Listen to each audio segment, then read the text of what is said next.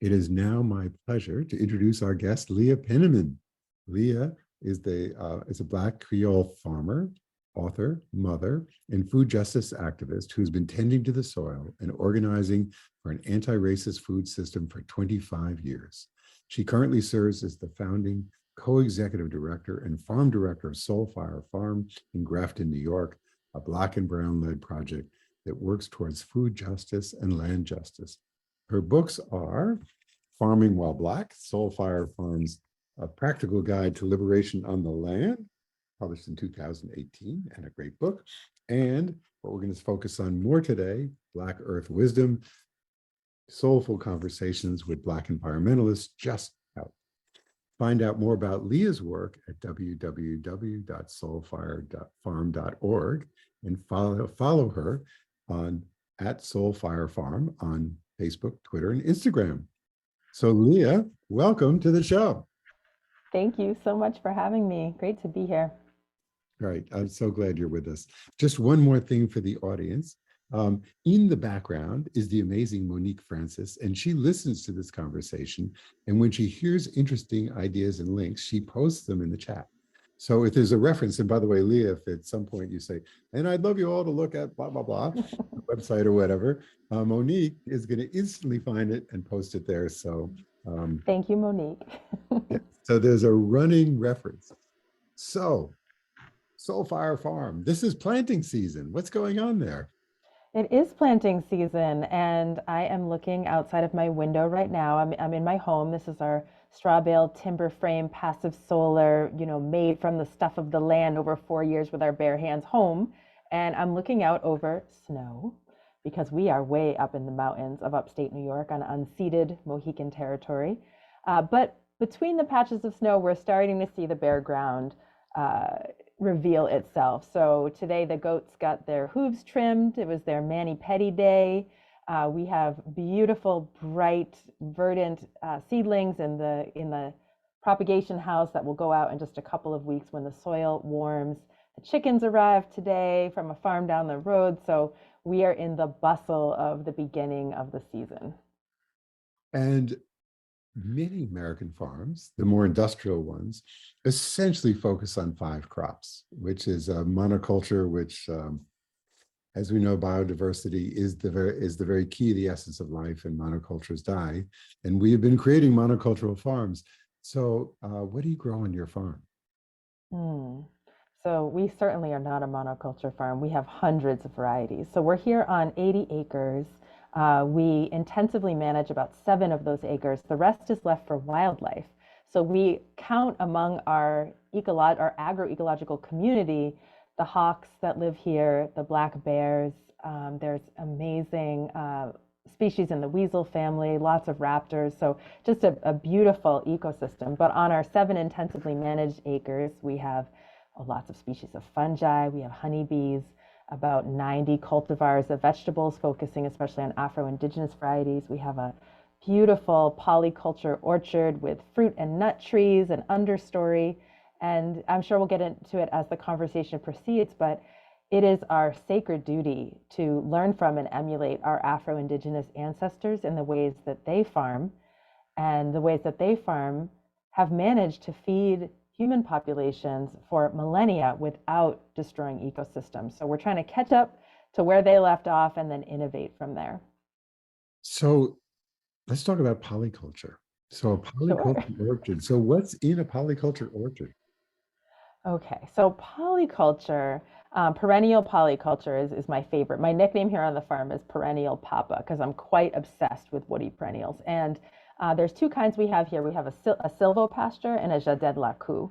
And I'll explain them both, but it's important to note that polycultures are in the top 10 solutions to climate healing in Project Drawdown numerically. And that's because when you have woody plants and stable grasslands and these multi-species assemblages, you're sequestering carbon above ground and below ground, and you're doing it in a way that's relatively stable as compared to annual cropping, which has, even in a no-till system, more soil disturbance and soil exposure than in a polyculture system. So silvopasture is really fun because there's cute animals involved. So we have rows of fruit trees. There's apples, peach, we got cherries, and below those, the sort of overstory of trees, there's a whole layer of shrubs and bushes, so currants and elderberries, and then below that we have our herbaceous pollinator attractors, so everything in the mint family, and bee balms and echinaceas. So it's this sort of scrubby, colorful explosion, but they're in rows with a 40-foot pathway of pasture in between, and that's where our goats and chickens rotate through. So the goats and chickens are lawnmowers and fertilizers. We don't have to bring in any imported fertilizer for that system. And the trees provide shade and fodder. So it's this whole really sweet holistic system. And then the Jardin Lacou mimics Haitian. It means house garden in Haiti. That's where my maternal ancestors come from. And these are hillside terraced gardens that similarly have 3 or 4 stories. And they have the additional, I guess, blessing of being able to hold the soil in place so that it doesn't wash down the hillside. And how do you harvest these communities? So as far as harvesting, I'll tell you a little backstory because it's important to how and why we harvest. So my spouse, Jonah, and I had both been farming other people's farms for many years before we moved to the south end of Albany, New York, which is a neighborhood under food apartheid. We call it food apartheid, not a food desert, because it is not natural to have your zip code be the leading determiner of your life expectancy, or to have a neighborhood with, no supermarkets or farmers markets or community gardens or fresh vegetables or any of the things that we need to be whole and active in civic life and, our best selves. So needless to say, we were struggling living in the South End to get fresh vegetables for our own children, who at the time were 2 years and 2 weeks, respectively. They are now 20 and almost 18, respectively. But when our neighbors found out that we knew how to farm, they started this running joke of when we were going to start a farm for the people, when we were going to start a farm that would bring food to the South End.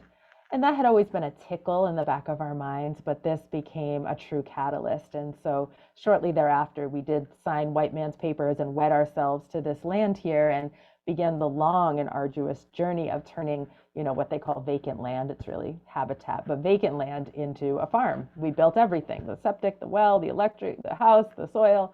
And the very first program that we began in 2010, when the farm opened 4 years later, was what we call Solidarity Shares. It's our longest running program, and it provides doorstep delivery to people who are surviving food apartheid in the South End and now in other neighborhoods in the capital region as it's expanded over time. So all that's to say, our harvest is done with this community in mind. Even the varieties that we choose to grow are chosen with our community in mind. What are their cultural foods? What do they like to eat, right? And the very sweet thing about a model like this is that it has almost zero food waste. We build off the legacy of Booker T. Watley, who is the progenitor of the CSA, or community supported agriculture, this idea that you could be a member of a farm and get a weekly share of whatever's ready, and so we use that model, our version of it, but it means that we know exactly who we're growing for, exactly who's getting the food, what goes in every box. And so in addition to the CSA, we do have some value add products, and we also grow for the up to 2,000 participants who come to our courses on the land each year. But every leaf has its destiny sort of inscribed from the beginning. So we go out with our team on harvest days. Monday, Wednesday, Fridays usually are harvest days, and pick things in our best food handling practices and put them in bins and bring them to the wash station and the cooler and label and pack just like any farm. But I think that the thing that's different as compared to larger, more conventional farms is the attentiveness to food waste and also to the needs of a very specific community. That's fantastic, because that really is integrating. In America, we have created a cultural divide. I'll call it the illusion of a cultural divide between our rural communities and our suburban and urban communities. And yet we are actually united by many things, including watersheds and bioregional sheds and food sheds. And so you're making what has become invisible visible by weaving those threads back together. Well, thank you for that. Yes. Yeah, it's really, it's not only wonderful, it's essential. In my own work, which is building housing for very low-income populations, literally every one of our communities, the residents in our communities uh, are able to live because of a food bank or some external food, some food source. It's actually astounding that we have designed a society in America in which, uh, as a extremely wealthy country, that there is such that food deserts exist everywhere, um, and they are deserts of quantity, but they're also deserts of quality. Mm-hmm. Yeah, sometimes we hear stuffed but starved or food swamps. And so it is about who has access to, you know, the whole fresh legumes and vegetables and who has access to this ultra processed, ultra palatable corporate food. And it's no accident that Black and brown children are more exposed than white children to junk food ads, corporate food ads, or that in the South End, there was, there was a McDonald's right on the block, plenty of calories that you could access, right, quite cheaply. There's a corner store with lots of things in crinkly bags, but those are not the foods that are going to bring us health and life. And it's why Black and brown communities are disproportionately burdened with heart disease, diabetes, kidney failure, and other diet-related illnesses. Not because we don't want our ancestral foods, we do. Every single child who's ever come to this farm and picks their own lettuce and tomato happily eats their, vegan burrito and writes home about it. But it's that the affordability, the access to transportation isn't there. And, without getting into a whole history lesson, you can almost exactly correlate the neighborhoods that were redlined starting in the 1930s, meaning that the government commissioned maps to be made to rank the lendability essentially of each neighborhood and outlined our communities in red. So you couldn't get a mortgage, you couldn't become a homeowner, there was divestment, there was, loan sharks, on and on. And it's these very same neighborhoods outlined in red, you can actually still see on Zillow, most of them are outlined in red, that also have highest rates of policing and incarceration, highest rates of hunger, lowest air quality, poorest, least investment in schools, and on and on and on. So this system of de facto segregation is unfortunately an enduring legacy, hence why we call it food apartheid, though you could replace food with almost any of the other human needs and see the same pattern. It's yes. Uh, um, yes, I mean, I want to go on to another subject, but we could go endlessly into the social determinants of health and the zip code apartheid, and Mhm. well, I will go one step further, and then we'll move forward, and that is, so you see it in neighborhoods all across America, but you also see larger patterns. And so what you see is, so there's a very interesting work on intergenerational opportunity, on Mm. what chance, if somebody who grows up in a particular zip code will be earning more or less than their lower income parents when they reach the age of 26 or 30. And what you see is that across the former slave states, that there's much greater intergenerational poverty, and it's on all races. Um, Mm. so you see you described the redlining, the multi-generational impact of redlining, but it turns out the multi-generational impact of everything, that all of our policies have very long fingers into the future. And Oh, so absolutely, absolutely. And I'd love to read those studies. I'm less familiar with them, but I might be outdated because I think the wealth gap has grown since I wrote Farming While Black in 2018 and did the research earlier. But at the time, a Black baby or a white baby born in America today was about 13 to 16 times wealthier on average when they drew their first breath than a Black child. And not because of any special effort in the womb, right? It's because 80% of wealth is inherited, much of that is right. property, and we can trace that inherited wealth and inherited property back, to the stolen land from indigenous people, from Black and brown dispossession, from unpaid wages under slavery, and on and on. And so we definitely see the legacy of stolen land and exploited labor reverberating through generations.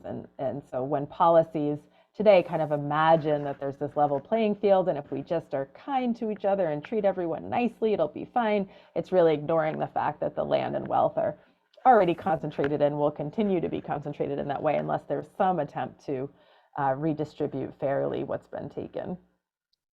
Exactly. So, Monique, two things for the chat. Number one will be Raj Chetty's Opportunity Insights. So that's the source of information on multi-generational wealth and its distribution. Um, and Whatever the latest Pew Research data on racial wealth gap. right. Yes, exactly. And I uh, love it. They're quick. but, They're quick with the links. Look at that. yeah, but also, and Steve and I've now blanked on her last name, Alexa, who was with us last week. Her work on Afro-Indigenous land rewilding and farming. Um, Maybe somebody could put in the chat her name too. Okay, so I want to go into Afro-Indigenous. So tell us what you mean by Afro-Indigenous. Okay, so Soulfire Farm is an Afro-Indigenous centered community farm, and that means a few different things. So Afro-Indigeneity refers to folks who have both Black and Turtle Island Indigenous heritage, which are a number of folks in our community more than often understood or expected. It also refers to the indigeneity of Black people. So when folks were wrested from their homelands, whether they were from Dahomey region or Yoruba or Igbo or Congo, they did not become unindigenous in the slave ships. They were stolen, kidnapped indigenous people. And so there have been successful, salient efforts over the generations to hold on to cultural continuity, cultural landmarks. And so it's a celebration of that indigeneity. And it also refers, specifically to pre and post-colonial African diasporic practices as it relates to land. So when we talk about an Afro-Indigenous farming technology, we might mention, the raised beds of the Ovambo people or the African dark earth compost made by the women of Liberia and Ghana. And so it's an intentionally ambiguous, complex, big tent kind of term because I think it's so important as part of reclamation of culture and heritage to both lean into our indigeneity as Black people and also lean into the ways that we are in relationship with, in solidarity with Turtle Island Indigenous communities. Mm. So in your book, I'm going to mispronounce the name probably, but Awize Agabe Wande Amibola. Awishe Agbaye. Awishe Agbaye means spokesperson for Ifa for the world. So this is my teacher, my elder, who is the authority on the sacred literature, basically the Yoruba version of the Bible for the world. And his name is Wande Abimbola. Mm. So he said that the Yoruba word for forest is Igbo, and the name for a special area is Etile. So together, Igbo Etile is a preserved land or held in commons. So would you talk about that as I would love part of, to. go for it. So this really struck me because, so often national parks in the United States are uplifted as America's best idea. And there's a number of things we can say to complexify that. But this concept of a set aside of a sacred area where normal or extractive activities are prohibited is actually ancient. And this is, I would say, near ubiquitous in indigenous communities around the world, but I'm specifically focused on uplifting, Afro-Indigeneity. And so in Yoruba land, there are these sacred groves. And in the sacred groves, there's no hunting, there's no gathering of timber. You go there to pray, you go there to do magical activities.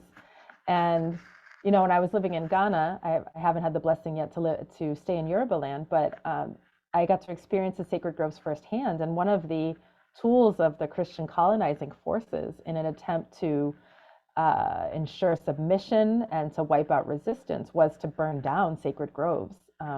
They saw people worshiping there and they saw cultural continuity there, and so would destroy the groves. And the collateral damage of that was a destruction of the water source because forests protect springs and streams, right? And so there's a deep ecological wisdom in what leads as a spiritual practice, but actually has this multifunctionality, right? And in Yoruba religion, among other Afro-Indigenous religions, the earth is not seen as a resource or an environment, in which we live, or that's sort of for us to subdue and extract from, it's seen as deified.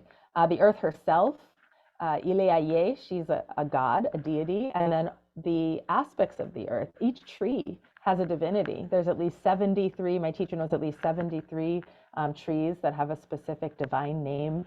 The birds are sacred, the hills are sacred, every river is a deity. And if we were to reimagine a relationship with the earth that supposed sanctity, it would necessitate a reimagining of the whole capitalist framework. It's like not actually possible to destroy something that you see as God with such whimsy, right? We have to engage in a completely different way, which is one of the reasons that I wrote Black Earth Wisdom. I felt that Farming While Black is a book that I love. It's a very practical how to plant your carrots, how to make a dope sauerkraut, how to honor this beautiful history of Black agrarianism. And there's a splash of the why, but Black Earth Wisdom is all about that deeper why. Like, what is that fundamental frame shift or worldview shift that we need if we're going to survive and thrive as a species on this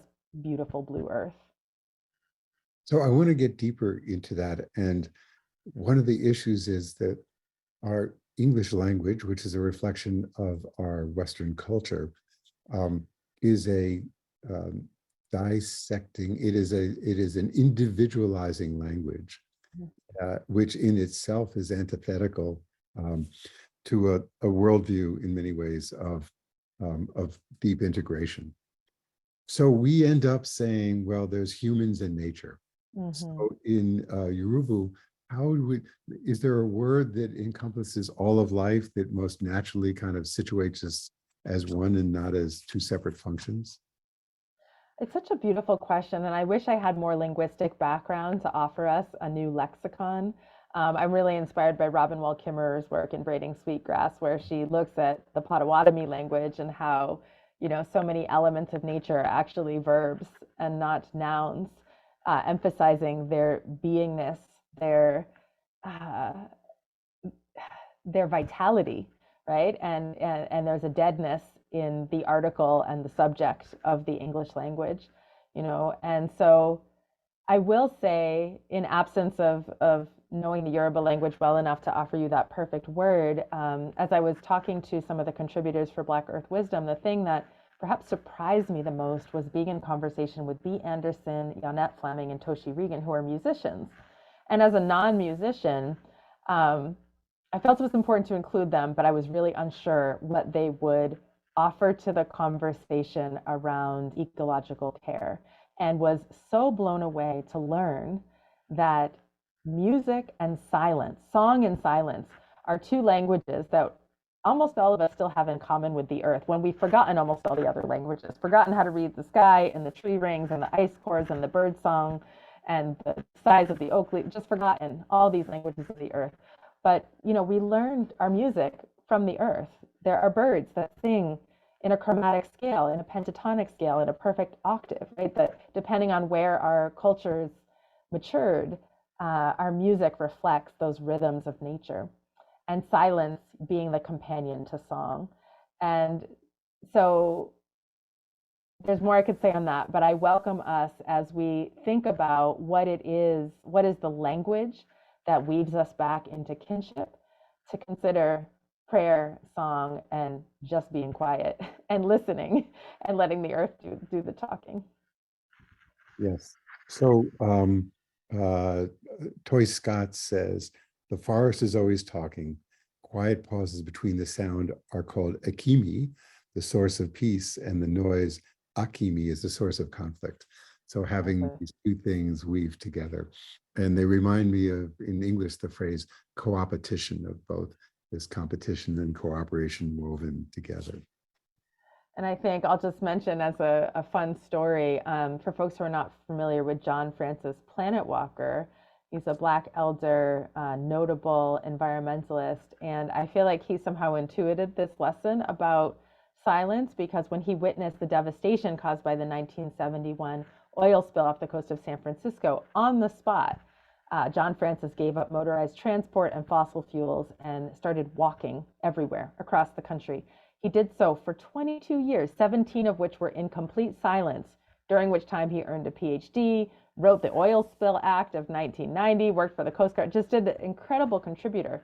But recognized that there was nothing that his words could add to the cries of the earth, and to get out of the way and let her speak. Right.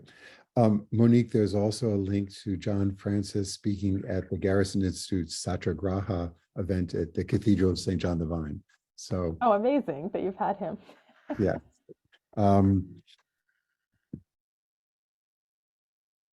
So what else can we learn from the many different African traditions as they've been transplanted in the United States that can help us find pathways to this deeper integration? Well, I'll mention it's, even for those of us who don't practice our traditional indigenous religions, there are ways that this relationality, this kinship, has transposed itself into the Black version of Judeo-Christian Abrahamic traditions. And I'll mention our patron saint of agriculture, Dr. George Washington Carver. I'll give a little background for those who don't know this person. He's pretty famous in our circles, but in the late 1800s and early 1900s, he was working at Tuskegee University in Alabama and inventing a whole lot of things that you could do with the peanut, like thousands of things you could do with the peanut. That's what he's probably most well known for. And the reason he was quite obsessed with this little legume is, like all legumes, it has the capacity to collaborate with rhizobial bacteria and grab nitrogen from the atmosphere and put it down to the soil.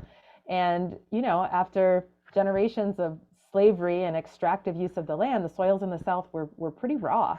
And to have a future of food security, it would be essential to heal the soils.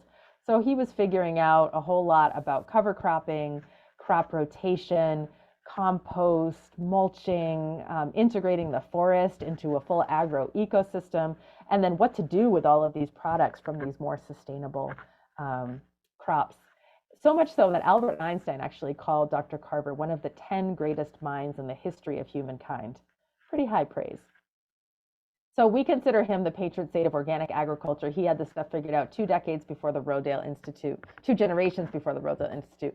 But when Glenn Clark interviewed him to ask him where he got his ideas, he said, "Oh, I get my ideas from my pre-dawn walks in the forest. I go out in the darkness and I speak to God through the trees." He said, "Nature is God's unlimited broadcasting system through which he speaks to me every minute, every hour, every day." He was a deeply spiritual man. And when he wanted to know what to do with the peanut, he asked the peanut. I mean, incredible, right? And he's a Christian man, right? And, I also talked to Muslims for this book. Ibrahim Abdul Mateen, if you haven't read Green Dean, you could throw that in the chat. But really incredible to hear him talk about the way that Islam really supports this idea that there's a unity between creation and creator. Creation is the face of the creator. And he tells a story about, going on a walk, actually not far from where I live, with his dad as a young person, and prayer time came. And his dad just got down and started to do the prayers. Muslims pray 5 times a day, as many will know. And he said, "Well, Dad, we're not in mosque, we're not at home. What is this?" And his dad said, "Everywhere on earth is a mosque. The earth, the entire earth is a mosque because of this concept of tawhid, the oneness of God and creation, and the concept of ayat, the seeing of the signs of God everywhere, and the concept of mizan, we must live in balance with nature." So much so that as Muslims, he said, we're expected to understand that every blade of grass, every tree, every bird is singing prayer, singing praise at all times. So when you destroy an ecosystem, you are silencing voices of praise. And those spirits will speak against you on Judgment Day, right? They will go before you to the gates and say, "This was a destruction of the voices of praise." And when you preserve or conserve or care for the trees, the plants, the waters, they will go before you on Judgment Day and testify to you, to your grace, to your generosity. Such a powerful example, and really important for me. I'm a double PK. I was raised in the church, and there is certainly a valid, understandable way to interpret, the Bible or the Torah as giving kind of free license to dominate the planet. But there are a number of scholars who read differently and perhaps read more deeply to understand that we can use these texts and these traditions to point to a more harmonious way of being. Exactly. I have a theory I've developed, which is the Old Testament was actually assembled in the during what was called the Babylonian captivity. So the Jews were ripped from Jerusalem and they were taken to Babylonia, where they lived, and that's really where they brought together the earlier writings. And so these writings were constructed without connection to place and without connection to the land, because they were in a land, but they didn't consider it their land. And so they were writings of the head and not of the heart. And they were writings of, in a way, of their own disrupted ingenuity, and they were indigeneity, and they were writings of diaspora. And they have, in a way, they're infused with the trauma of that. And those, remember we talked earlier about how the fingers of, in essence, karma flow through history. And so it struck me that displacement, the fingers of that disconnection from land has through the Judeo-Christian tradition. I appreciate you sharing that. Yeah, my mother, she's among the first Black people to be ordained as a Unitarian Universalist minister. She has her, doctorate of divinity and still attends additional classes. I was just talking to her yesterday, and she's in her biblical Hebrew class talking about how the book of Ruth has these beautiful grammatical constructions. So I'm going to have to bring your ideas to her for further discussion. She would love to talk more about that. So, but there's also, obviously, in the Judeo-Christian traditions, there are wonderful, and there is a long tradition of ecology and ecological thinking. Oh, absolutely. Yeah. And you can actually find those on the Forum on Religion and Ecology website. Claudia Ford, Dr. Claudia Ford, calls for a concentric ecology, which is really bringing the idea of relationality back to our sense of ecological thinking. So I'd love to hear you. She does. Yeah. So I will say, first of all, big shout out to Mama Dr. Claudia J. Ford. She was among the first people that I interviewed for this book. She's also on our board of directors at Soulfire Farm. And, after learning about Dr. Carver, I got really curious, like, who else is talking to plants out here? Like, am I alone? And like rewind a little bit to my childhood. We grew up as the only brown kids in our rural white, mid-central Massachusetts town, and the racialized bullying was cruel, to say the least. So we spent a lot of time in the woods just amongst ourselves as siblings, and of course in the company of wild space. So our connection to land as mother was not metaphorical. I mean, it was so sincere. We thought we invented the religion called Mother Nature. Turns out there was some remembering going on there, but we had shrines to the earth decorated with blue jay feathers and coils of paper birch. And, we started a club in defense of the earth. We picked up trash. We stopped loggers. We wrote letters to everyone in town, encouraging them to conserve water. I mean, we were like 7 years old doing this stuff. So all that's to say, this sort of moral imperative and this deep sense of relationality with the earth felt like our private universe, and so getting to know in my adult life historical figures and comrades who are scientists and also have a spiritual connection to nature has been very healing for me. So Dr. Claudia Ford is one of those people. And in interviewing her, I said, well, who else? Who else talks to plants and trees and listens? And she dropped some names, and those people, after I interviewed them, dropped some names, and eventually the publisher stopped me at 40 interviewees. So, definitely check out Ayanna Elizabeth Johnson, Drew Lanham, Alice Walker, Joshua Bennett, so many brilliant folks in this book. But many of them echoed the same sentiment of what is it to weave ourselves back into kinship. And I want to say why I think that's so important and so foundational. There is,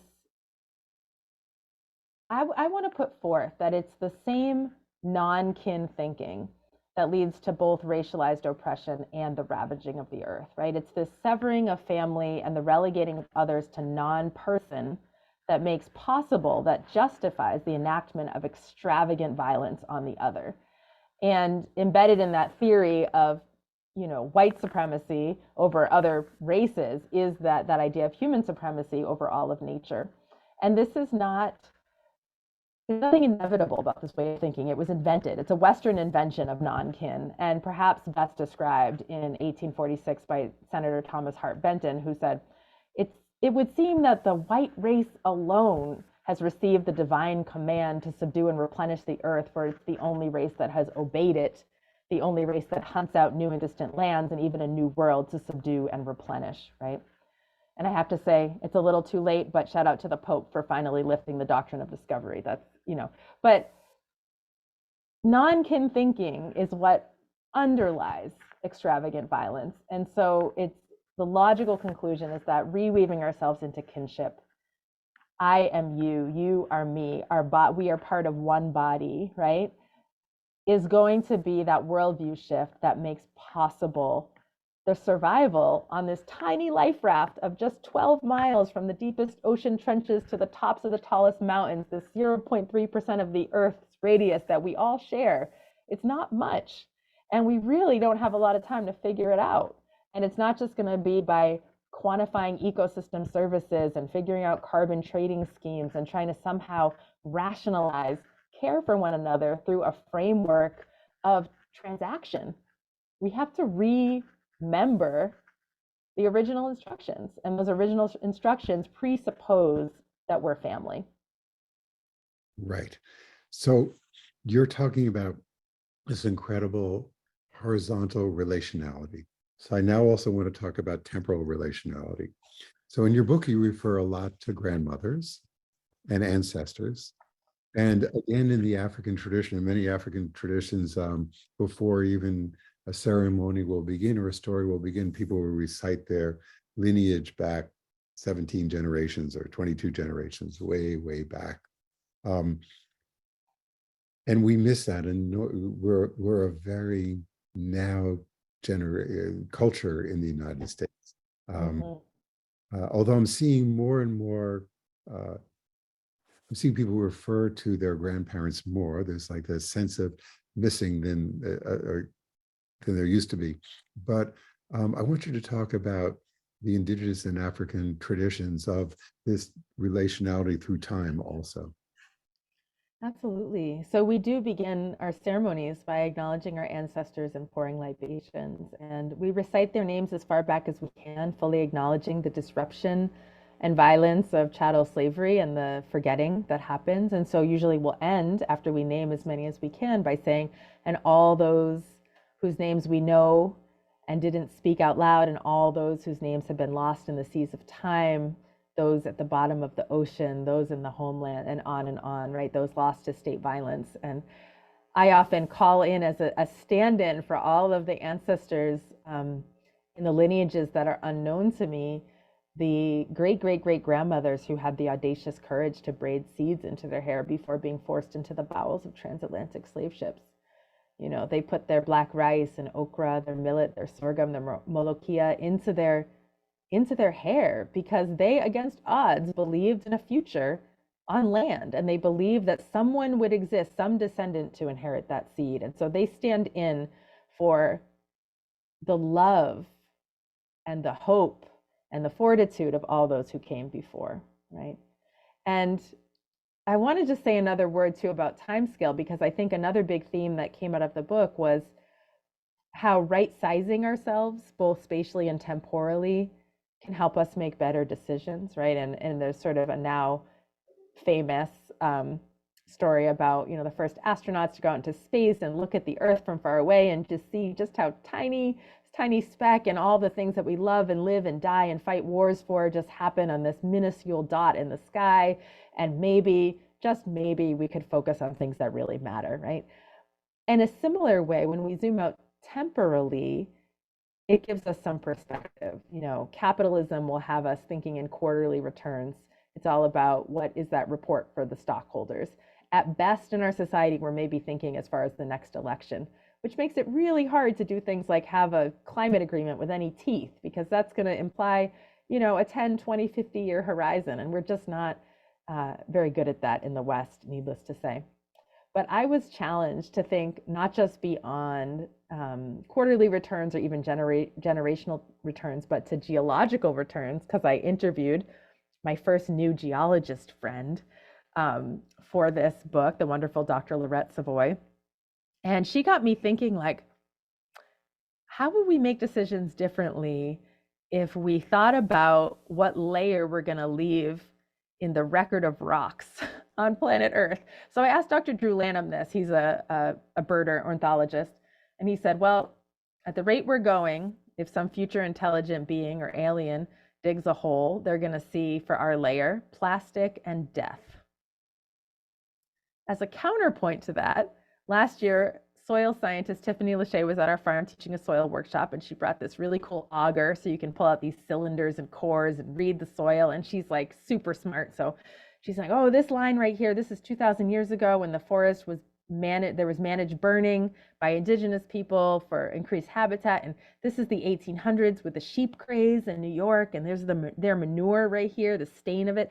And, on and on until we get to now, the top layer, which is a foot of rich black humus. She said, y'all built that. When you got here, it was hard pan gray clay, and you, through no-till and cover cropping and composting and mulching and perennials, you built this foot of soil, which, by the way, is many times faster than the background rate of how soil grows. And she added, and this is what still gives me chills, this will be in the permanent geological record as a mark of your contribution to this earth. And I had never, ever before that thought, what is the permanent mark that we are leaving in the layers of the earth? And how would it change? How would it change what we do as a society if we set a goal to leave a mark of contributing more than we take in the geological record? That's fantastic and palpable, because it's interesting, the environmental movement is often seeking indicators, so they can be parts per million of carbon in the atmosphere, etc. But the indicators are often they're separate. Like there's a climate indicator, a water purity indicator. But this is a completely integrative one, because the soil is this great integrative function, and it is the basis from which that, in combination with sunlight, from which all life grows. So it's a really beautiful one. So where we're seeing this conflict actually come to head is there was an article in the New York Times recently about a copper mine in Arizona, and the Apache Indians say that this is the center of the earth, and it's where all life comes from, and it's where their people come from, and where the soul of every child comes from. And yet this copper would provide a quarter of the copper that is needed for the transition into fossil fuel-free cars and greening our buildings and the electrification of our society. And so it's put these two different worldviews in opposition. And this ultimately will be decided by the courts, but one that says the land is sacred and the relationship between people and land is sacred, and we have to protect that. The other one, which says we're moving towards a green economy, and the green economy is going to save us, and we need to invest in the green economy, and that's going to move us forward. And the conclusion that I came to is that, as important as the green economy is, if it's the green economy that reflects, it's just a green version of the old economy's worldview, then we will overconsume ourselves to the death of the earth, and we will I completely agree. And so we actually need a worldview change. And that worldview change will be the seeds of of coherence in the sea of chaos that will transform us.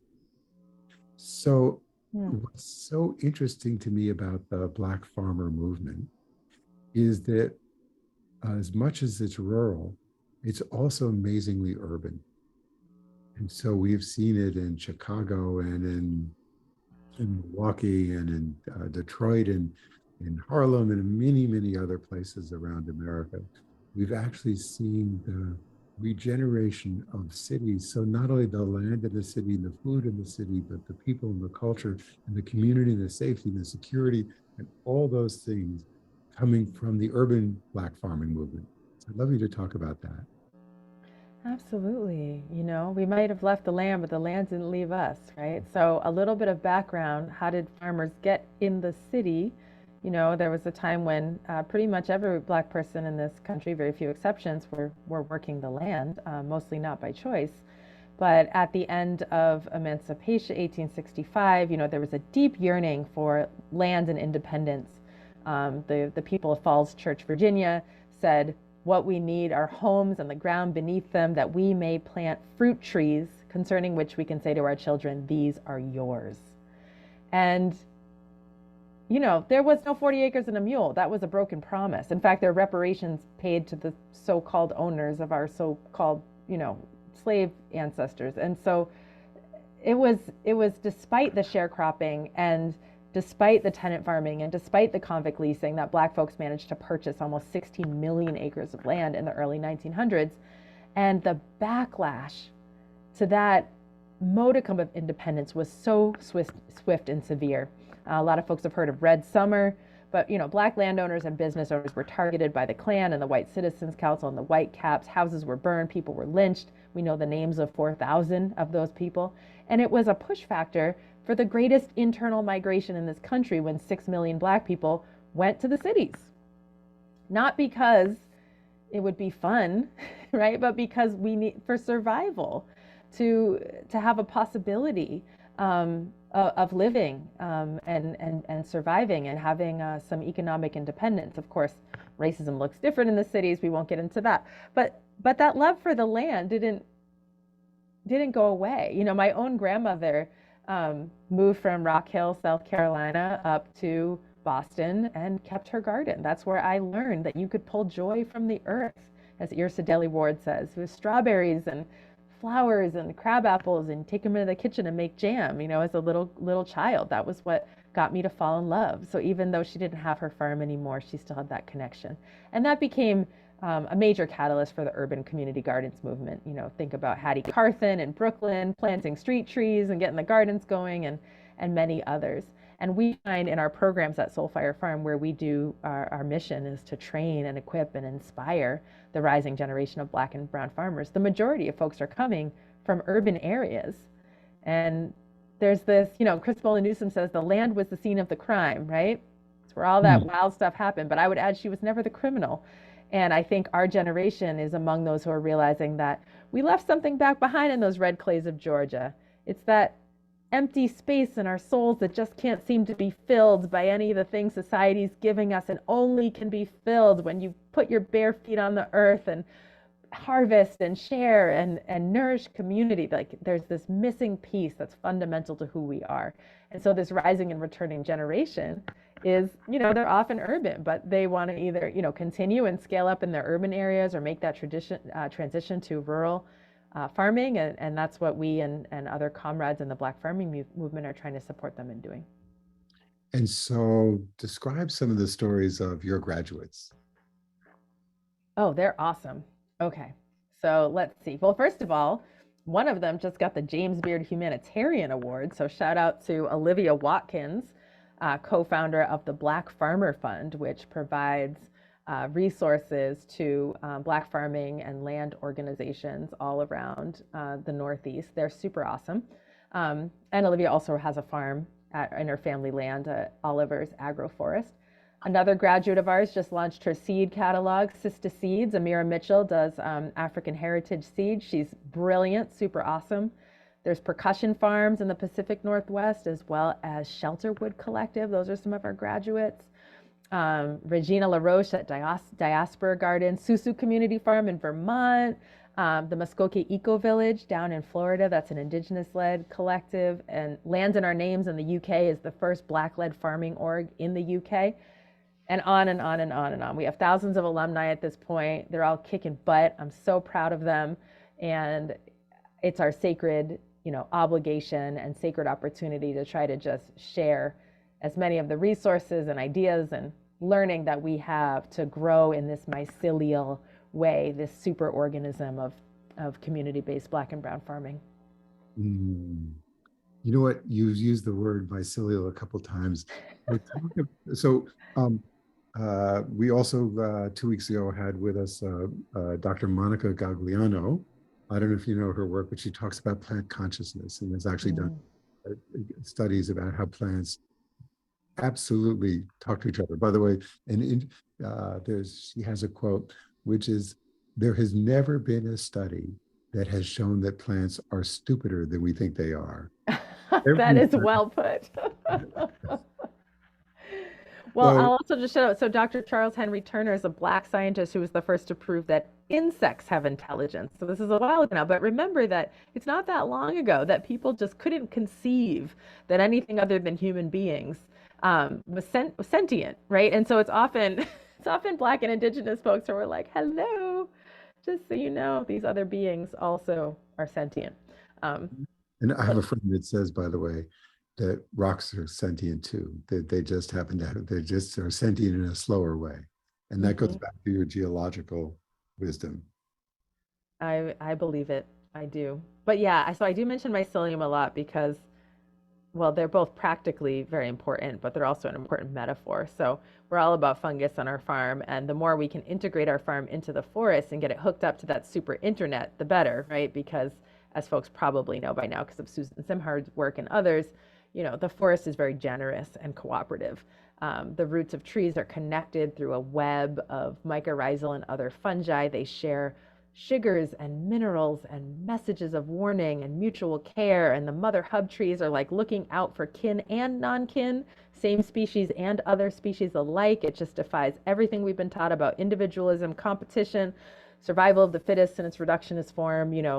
Evolutionary biologists are now encouraging us to think about evolution acting on assemblages rather than individuals, right? Which is revolutionary. I've studied biology, I'm a biology major. So all that to say, when we inoculate our farm with beneficial fungi, we're encouraging like the hyphae on our farm to like reach toward the hyphae in the forest and like get hooked up with that internet so that they can be part of the sharing too.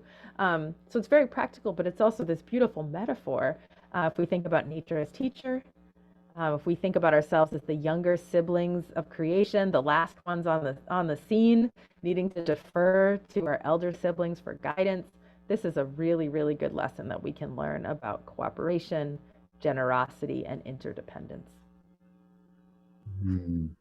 The very last paragraph of your book says, do you have it in front of you? Would you read it? Do you have your book with you? Oh, yeah, I do have it with me. Here it is, the very last paragraph. I don't even know what it says. I'm going to have to look. Go to page 258, because it says what you just said.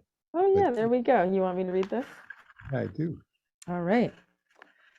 As younger siblings of creation, our sacred duty is to emulate our elders, the trees, the mountains, the hawks, and the stars.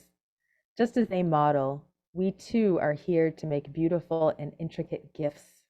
When we allow our hearts to open in love and when we dedicate ourselves to the singular purpose of creating beauty, there is no space left for harm, greed, or violence. When we see the divine presence in each being and allow ourselves to enter into kin-centric interdependence, then we finally arrive at healing and liberation for ourselves and all the earth. That is beautiful. And it's a beautiful closing to the book. And I think it's a beautiful closing to this talk. Well, thank you so much for this wonderful conversation. And it's amazing, by the way, that this journey ended up you right there. You were saying it when you had it. So thank you so much for joining us today. And thank you, audience. We're so glad that you also all joined us. there was a question about whether this talk will be available again, and it will be on our website within days, I hope. Um, and we take a look at the chat, because our team has done an amazing posting job of all these references. All our forums are offered free of charge, but we love it when you support us. So you can support us by donating to www.garrisoninstitute.org. And by the way, is there a way to support Soulfire Farm? We would love you to get involved. So you can go to soulfirefarm.org and support us directly, or even better, check out our reparations map and support a Black or Indigenous-led land project near you. Ooh, great idea. That's fantastic. Join us for our next Garrison Institute online forum, The Contemplative Artist's Way, with Director of Garrison Institute Fellowship, Angel Acosta, in conversation with several others about creative ways that people are cultivating groundnessness amidst tumultuous times. That forum will be April 13th at 6 p.m. Visit our website for all kinds of amazing things. And thank you so much for joining us. Thanks, everyone. Many blessings. Yeah. Thank you so much, Leah. That's been fantastic.